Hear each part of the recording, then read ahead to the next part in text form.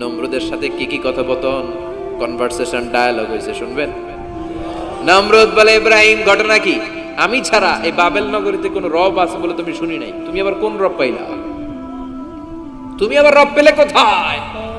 সাইয়েদনা ইব্রাহিম বলে, রাব্বি আল্লাযী ইউহয়ী ওয়া ইউমীত, আমার রব এমন রব যিনি জীবন দেয় মরণ দেয়। জীবন দেয় কে? মরণ দেয় কে?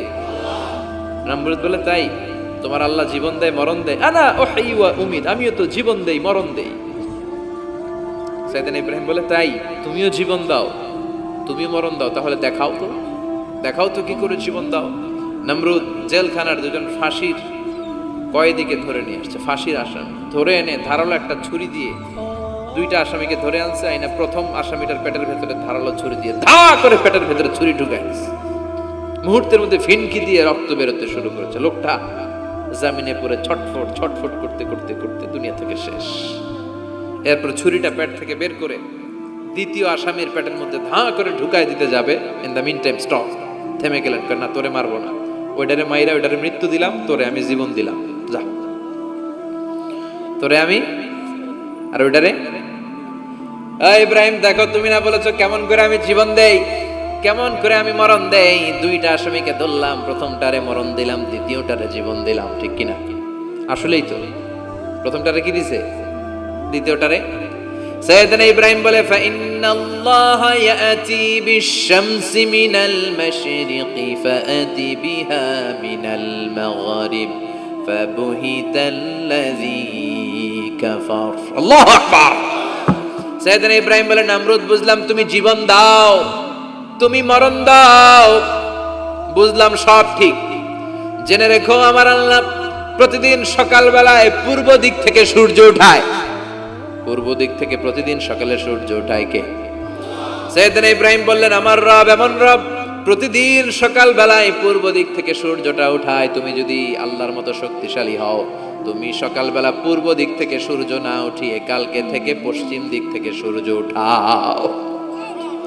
ফাবুহিতাল্লাযী কাফার। এবার ধরা খাইছে, এবার লা যাওয়া নিশ্চুপ। এবার তো নমরুদ ধরা খাইছে। এবার নমরুদের মেজাজ নরম না গরম? কারণ তর্কে হেরে গেছে, মেজাজ আছে না নাই? নমরুদ বলে, ইব্রাহিমরে রশি দিয়ে বাঁধো, আগুনে ফেলো। বিশাল আগুনের কুণ্ডলি করে সাইয়েদনা ইব্রাহিমকে আগুনের কুণ্ডলির মধ্যে ফেলা হলো। হাতে পায়ে বড় বড় মোটা মোটা রশি দিয়ে বাঁধা সাইয়েদনা ইব্রাহিমকে আগুনের কুণ্ডলির মধ্যে ফালায়। সাইয়েদনা জিব্রাইল বলে, ও সাইয়েদনা ইব্রাহিম, আপনি বলেন আমার পাখার আঘাতে আগুনগুলো এক পাশ থেকে আরেক পাশে, এক দেশ থেকে আরেক দেশে উড়িয়ে নেই, বিশাল আগুনের কুণ্ডলীকে এক ঝাপটা মেরে থামিয়ে দেই। সাইয়েদনা ইব্রাহিম বলে, কোনো দরকার নাই, কারণ আগুনের মালিক আমার সাথে আছে। I don't need your help, আমার কোনো সাহায্যের দরকার নাই, কারণ আগুনের যে রব সে আল্লাহ সবকিছু দেখে কি দেখে না। বিশাল বড় মোটা মোটা রশি দিয়ে সাইয়েদনা ইব্রাহিমের হাত আর পা বেঁধে আগুনের মধ্যে ফেলে দেয়া হলো। মুহূর্তের মধ্যে আগুনগুলো দাউ দাউ করে জ্বলতে শুরু করলো। হাতের রশিগুলো পায়ের রশিগুলো মুহূর্তের মধ্যে জ্বালিয়ে দেয়। বিশাল বড় বড় তক্তা জ্বালিয়ে দেয়, লাকড়ি জ্বালিয়ে দেয়, কিন্তু সাইয়েদনা ইব্রাহিমের একটা পশমও জ্বালায় না।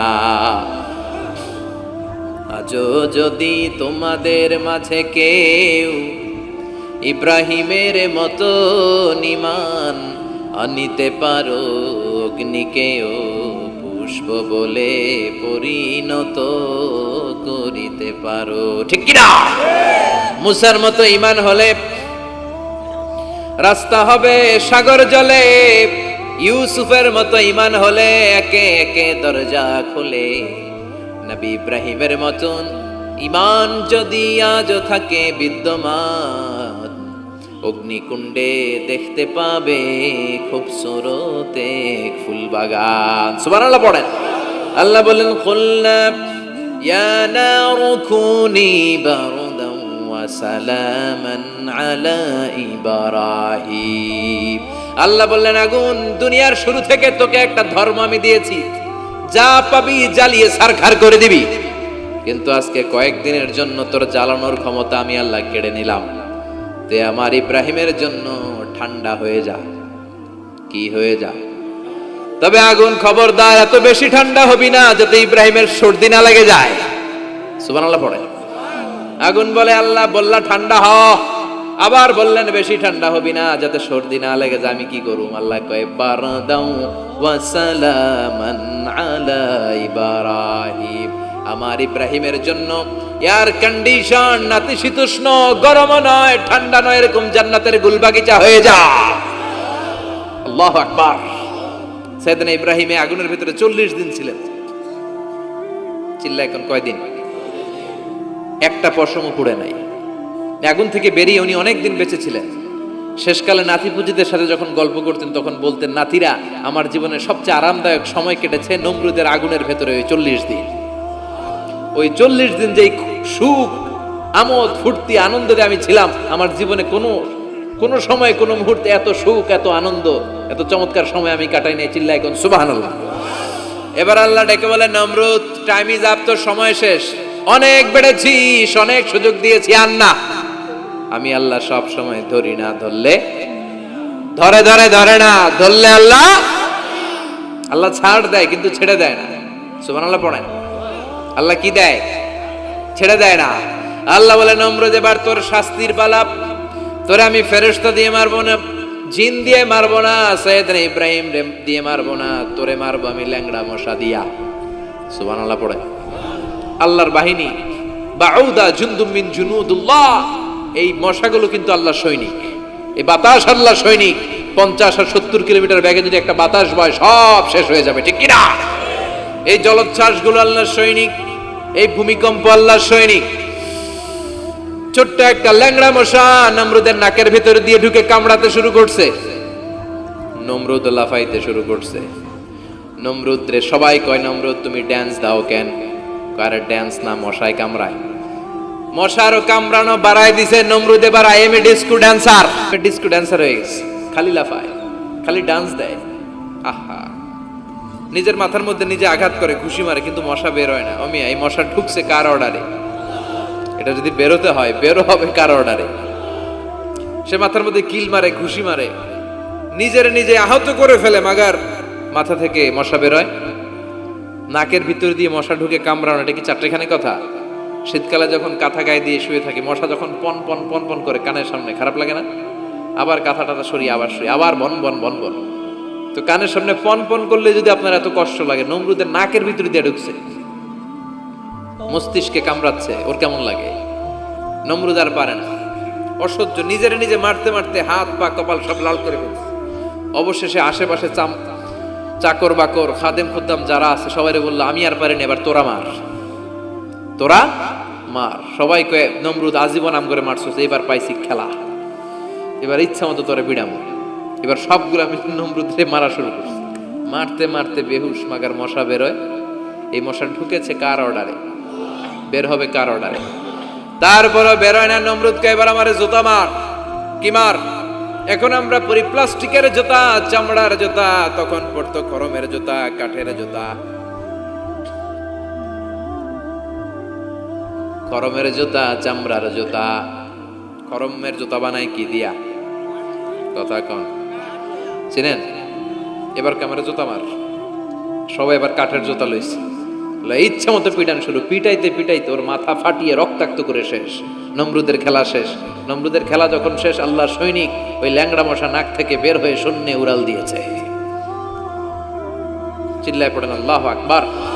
পৃথিবীতে কেউ তো স্থায়ী হয় না, হোক না সে ফেরাউন কিবা নমরুদ। কেউ ভাবে চিরদিন রয় না, কেউ ভাবে চিরকাল রয় না। পৃথিবীতে কেউ তো স্থায়ী হয় না, হোক না সে ফেরাউন কিবা নমরুদ। কেউ ভাবে চিরদিন রয় না। চিল্লায় বলেন ঠিক কিনা? নমরুদ আজীবন থাকতে পারছে? ওর ক্ষমতা, ওর দাপট, ওর জুলুম, ওর অত্যাচার, ওর শেষ রক্ষা করতে পেরেছে? কথা কন। ফেরাউনের দাপট আর ক্ষমতা বাঁচাতে পেরেছে? এখনো যারা দাপট দেখায়, জুলুমবাজ, এদের ক্ষমতা দাপট এদেরকে বাঁচাতে পারবে না। বাঁচানোর মালিক একজন। চিল্লায় বলো, যিনি কে? এজন্য আল্লাহ ডেকে বলে, গোলাম ইব্রাহিমের জীবনেতে তোমাদের জন্য শিক্ষা আছে। শিক্ষা আছে ইব্রাহিমের জীবনের জন্য, তোমাদের জন্য মডেল। করি না তো এগুলো? তোমাদের জন্য মডেল আছে। অনেক নারীরা এসেছে, আমার মায়েরা বোনেরা বাড়িতে সাইয়েদাতুনা হাজার, যাকে আমরা বলি বিবি হাজারা, ওনার জীবনী পড়বেন। ভাইয়েরা যারা এসেছেন সাইয়েদনা ইব্রাহিমের জীবনী পড়বেন। এই জীবনীগুলো থেকে আলো নেওয়ার দরকার আছে না নাই? আপনার জীবনটারে আলোকিত করে দিবে কে?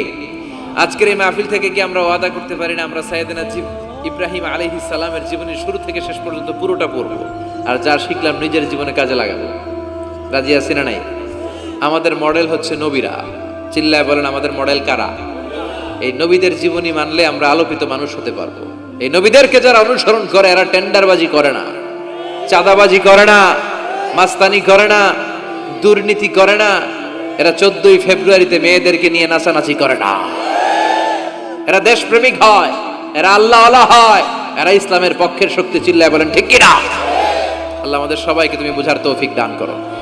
অনেক নারী বোনেরা এসেছেন, নারীদের জন্য এক বাক্যে একটা নসিহত করে শেষ করে দেই। এক বাক্যে একটা নসিহত। আল মারআতু ইযা সাল্লাত খামসাহা,